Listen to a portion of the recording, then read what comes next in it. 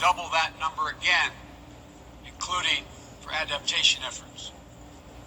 This will make the United States a leader in public climate finance, and with our added support, together with increased private capital and from other donors, we'll be able to meet the goal of mobilizing $100 billion to support climate action in developing nations. As we deal with these crises, we're also encountering a new era, an era of new technologies and possibilities that have potential to release and reshape every aspect of human existence. And it's up to all of us to determine whether these technologies are a force to empower people or to deepen repression. As new technologies continue to evolve, we'll work together with our democratic partners to ensure that new advances in areas from biotechnology to quantum computing, 5G, artificial intelligence, and more are used to lift people up, to solve problems, and advance human freedom, not to suppress dissent or target minority communities. And the United States intends to make a profound investment in research and innovation, working with countries at all stages of economic development to develop new tools and technologies to help us tackle the challenges of this second quarter of the 21st century and beyond. We're hardening our critical infrastructure against cyber attacks, disrupting ransomware networks, and working to establish clear rules of the road for all nations as it relates to cyberspace. We'll reserve the right to respond decisively to cyber attacks that threaten our people, our allies, or our interests. We will pursue new rules of global trade and economic growth that strive to level the playing field so that it's not artificially tipped in favor of any one country at the expense of others. And every nation has the right and opportunity to compete fairly.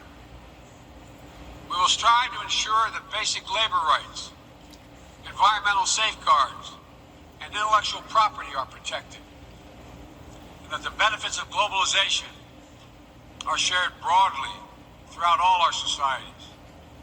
We'll continue to uphold the long-standing rules and norms that have formed the guardrails of international engagement for decades, that have been essential to the development of nations around the world.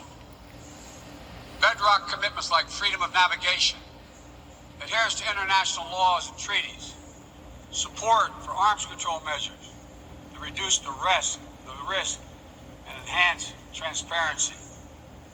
Our approach is firmly grounded and fully consistent with the United Nations mission and the values we've agreed to when we drafted this charter. These are commitments we all made and that we're all bound to uphold. And as we strive to deal with these urgent challenges, whether they're long-standing or newly emerging, we must also deal with one another. All of the major powers of the world have a duty, in my view, to carefully manage their relationships so they do not tip from responsible competition to conflict. The United States will compete and will compete vigorously and lead with our values and our strength. We'll stand up for our allies and our friends and oppose attempts by stronger countries to dominate weaker ones, whether through changes to territory by force, economic coercion, technical exploitation, or disinformation. But we're not seeking, say it again, we are not seeking a new Cold War or a world divided into rigid blocks. The United States is ready to work with any nation that steps up and pursues peaceful resolution to shared challenges, even if we have intense disagreements in other areas. Because we'll all suffer the consequences of our failure if we do not come together to address the urgent threats like COVID-19 and climate change, or enduring threats like nuclear proliferation. The United States remains committed to preventing Iran gaining a nuclear weapon. We're working with the P5+1 to engage Iran diplomatically and to seek a return to JCPOA. We're prepared to return to full compliance if Iran does the same. Similarly, we seek serious and sustained diplomacy to pursue the complete denuclearization of the Korean Peninsula. We seek concrete progress toward an available plan with tangible commitments that would increase stability on the peninsula and in the region, as well as improve the lives of the people in the Democratic People's Republic of Korea. We must also remain vigilant to the threat of terror that terrorism poses to all our nations, whether emanating from distant regions of the world or in our own backyard. We know the bitter sting of terrorism is real. We've almost all experienced it. Last month, we lost 13 American heroes and almost 200 innocent Afghan civilians in a heinous terrorist attack at the Kabul airport.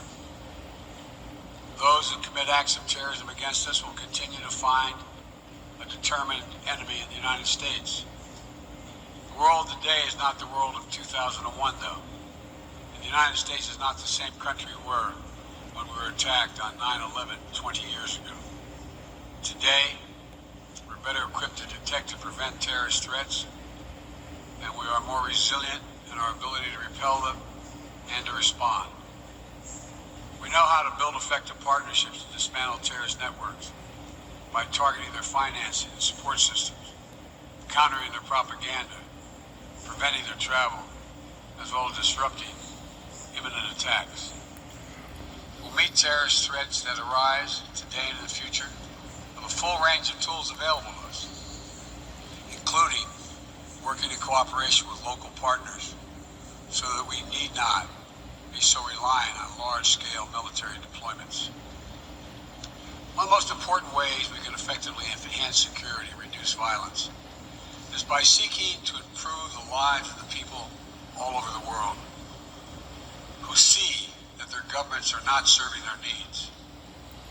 Corruption fuels inequality, siphons off the nation's resources, spreads across borders, and generates human suffering.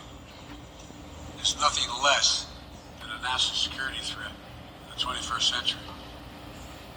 Around the world, we're increasingly seeing citizens demonstrate their discontent, seeing the wealthy and well-connected grow richer and richer, taking payoffs and bribes, operating above the law, while the vast majority of the people struggle to find a job or put food on the table, or to get their businesses off the ground, or simply send their children to school. People have taken to the streets in every region to demand that their governments address people's basic needs, give everyone a fair shot to succeed, and protect their God-given rights. And in that chorus of voices, across languages and continents, we hear a common cry, a cry for dignity, simple dignity.